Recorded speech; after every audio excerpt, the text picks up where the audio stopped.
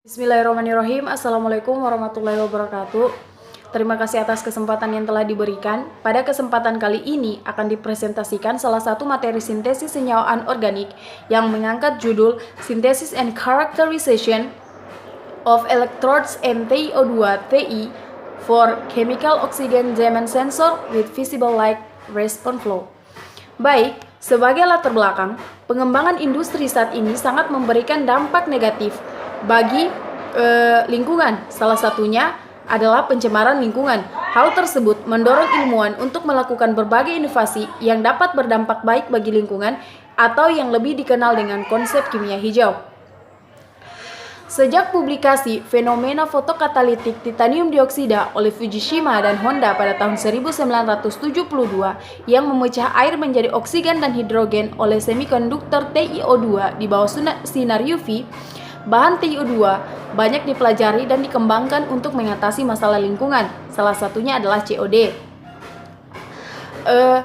COD dapat ditentukan, kadar COD dalam air dapat ditentukan untuk menentukan apakah air tersebut layak dikonsumsi atau tidak.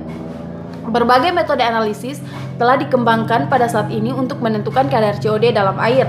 Menurut laporan Zhou dan kawan-kawan, beliau mengusulkan bahwa metode pengukuran yang didasarkan pada gabungan fotokatalitik dan elektrokimia merupakan metode yang paling efektif untuk menentukan dan menganalisis kadar COD dalam air. Penelitian sebelumnya telah menemukan bahwa film TiO2 yang dilapisi kasta ITO dapat berkolerasi dengan nilai COD. Akan tetapi, metode tersebut dapat mempersempit nilai COD hingga dengan 60 mg, sehingga alternatif yang dapat ditempuh adalah meningkatkan aktivitas fotokatalitik TiO2 dengan memanfaatkan nitrogen sebagai doping. Selanjutnya adalah metode yang digunakan yang pertama adalah sintesis NTiO2 dengan menggunakan metode Sol Gel. Yang kedua adalah preparasi elektroda di mana meliputi karakterisasi katalis NTiO2 dan pembuatan plat titanium. Yang pertama, sintesis NTiO2 dengan menggunakan metode Sol Gel.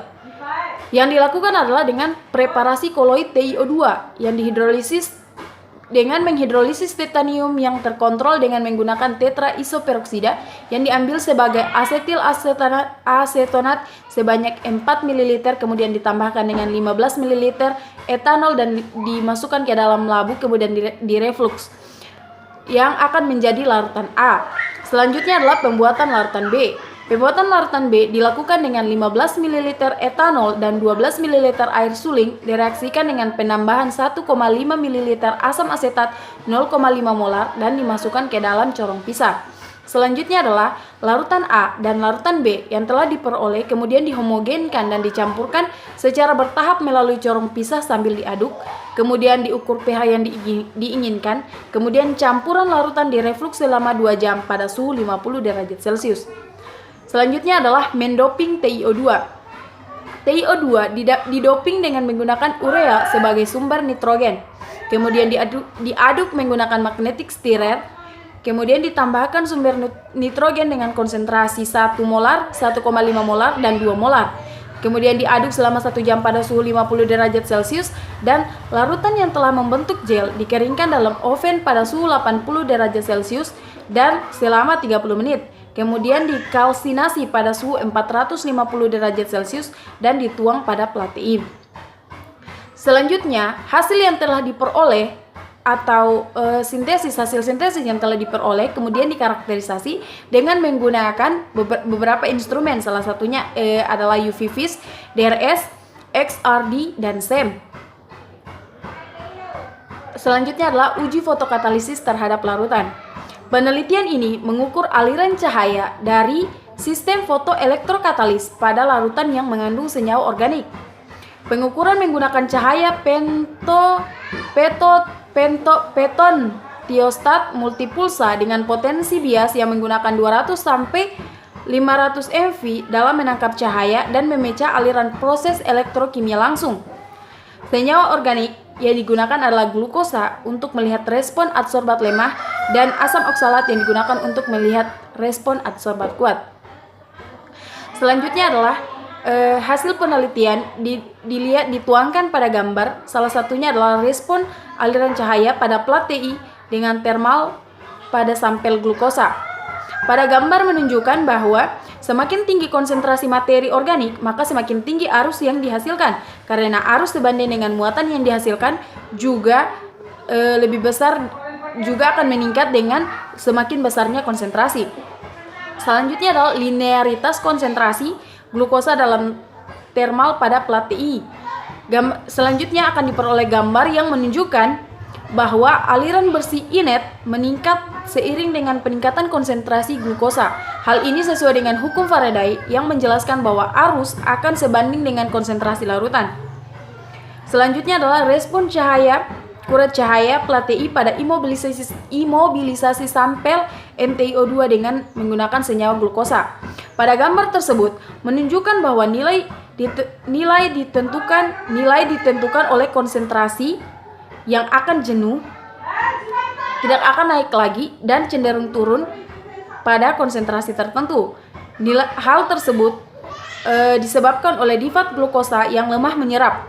Degradasi dalam tipe adsorbat lemah, transfer elektron akan terjadi melalui luar bola dan umumnya tidak terbentuk kompleks pada permukaan katalis. Selanjutnya adalah linearitas konsentrasi glukosa pada plat TI pada imobilisasi sampel NTiO2. Berdasarkan hasil tersebut, maka disimpulkan bahwa sintesis NTiO2 dilakukan dengan menambahkan urea dengan berbagai variasi konsentrasi, di mana penambahan nitrogen dalam katalis TiO2 dapat mengurangi energi pita celah sebesar 3,06 elektron valensi. Selanjutnya adalah hasil sintesis dapat dilihat melalui beberapa karakterisasi yang telah disebutkan sebelumnya. Yang pertama adalah data UV Vis yang menunjukkan bahwa energi pita celah sebesar 3,06 elektron valensi dengan panjang gelombang 450 nanometer. Selanjutnya, menurut data dari XRD diperoleh bahwa bentuk kristal anatase pada TiO2 dan NTiO2 dan C menunjukkan bahwa ukuran kristal yang sangat kecil. Sekian presentasi dari saya, kurang dan lebihnya mohon dimaafkan. Wabillahi taufiq wal hidayah. Wassalamualaikum warahmatullahi wabarakatuh.